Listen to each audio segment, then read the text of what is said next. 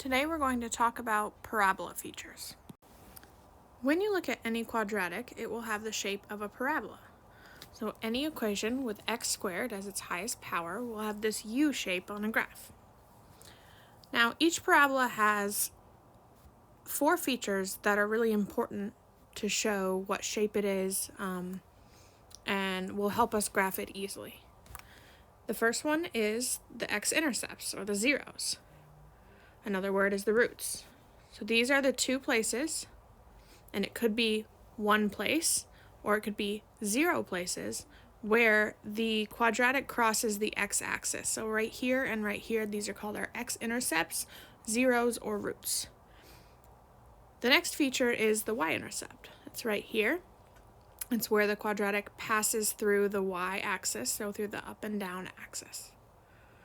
The next one is this axis of symmetry. So this is a line, some x equals line, that goes right down the middle of the parabola and splits it in half. And the last is the vertex. The vertex is either the highest or the lowest point of the parabola. The first feature of the parabola that I'd like to talk about are the x-intercepts, which are also called the zeros or the roots. The zeros or roots of a function, or of a parabola specifically, are right here where the parabola crosses the x-axis. Both of them, once we've solved for them, will be in the form x, 0.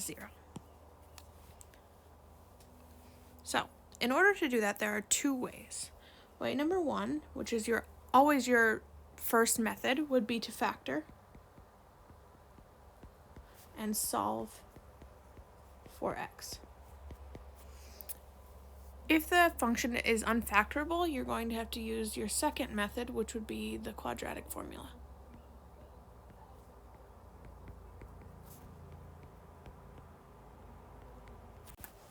So in this case, we have negative x squared plus 10x minus 16. To factor correctly, the first thing that we need to do is factor out the negative 1. So we can rewrite this as y is equal to negative times x squared minus 10x plus 16.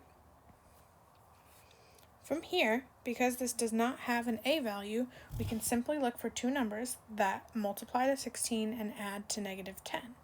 So we keep the negative out front, and we have x minus 8 and x minus 2.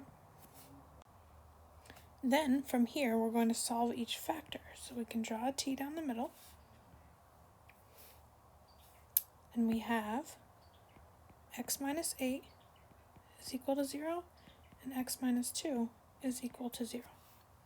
Adding 8 to both sides on the left, we have 8 is equal to x, and adding 2 to both sides on the right, we have x is equal to 2. So we know that the two zeros of this function are 8, 0 and 2, 0. So if we were to sketch this function, we would draw our axes, and then we would have a point at 2, 0, or at x equals 2, and we would have a point at 8, 0, and that's all we know so far.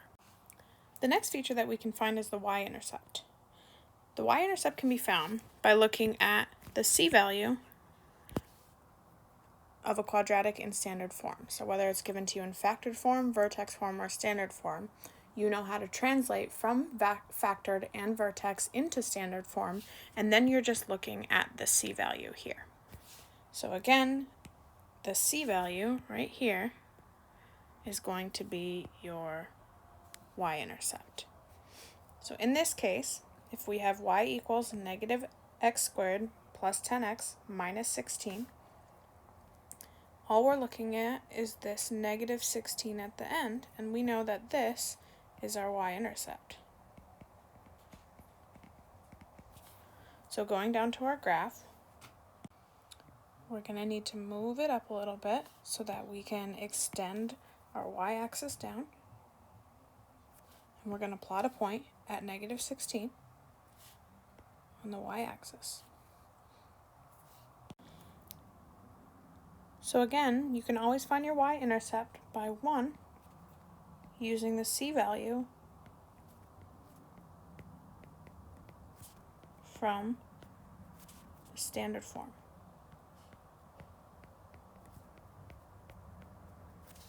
Now, if it's easier, you can always plug 0 in for x and solve for y.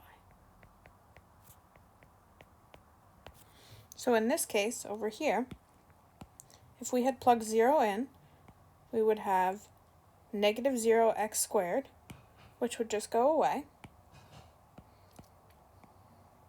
plus 10x, which would go away, and you would again be left with the same negative 16.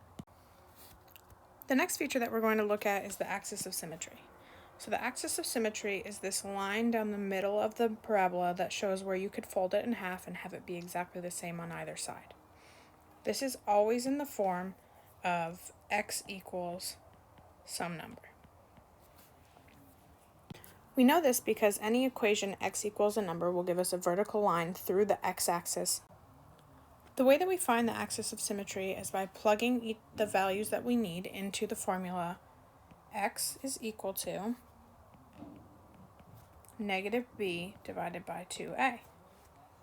So, in this case, we know that a is equal to negative 1, b is equal to 10, and c is equal to negative 16. Plugging into the formula, we have x is equal to negative, and then our b value is 10, divided by 2 times our a value of negative 1. So that gives us negative 10 divided by 2 times negative 1, which is negative 2, and negative 10 divided by negative 2 is 5. So there's an axis of symmetry at x equals 5. We can go over to our graph, and at x equals 5, we can draw a dotted line up and down to show that this is where our axis of symmetry is. The next feature is the vertex. Now if we look at the vertex, one thing that we notice is that its x value lies on the same x value that the axis of symmetry is on.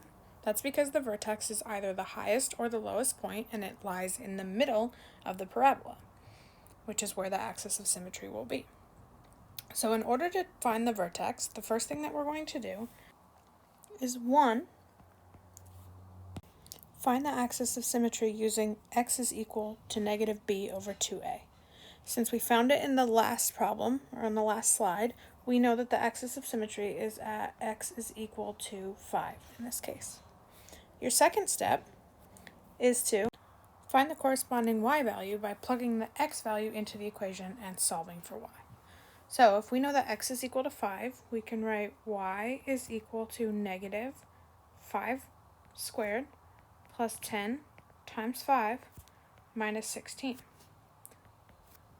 So then we have negative, and 5 squared is 25, plus 10 times 5, which is plus 50, minus 16. So again, that gives us negative 25 plus 50 minus 16.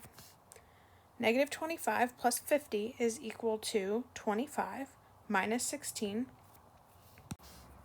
9. So because y is equal to 9, we know that our vertex is at x equals 5, y equals 9. We can go over to our sketch, over to 5, and up to what we estimate is 9. And remember, this is just a sketch. And we know now that our vertex is at 5, 9. Now at this point, you can pretty much see what the graph is going to look like. And you can create a little graph from all of your points. Hopefully yours will look better than mine. The last two features that I'd like to talk about in a parabola are both its concavity and then how skinny or wide it is.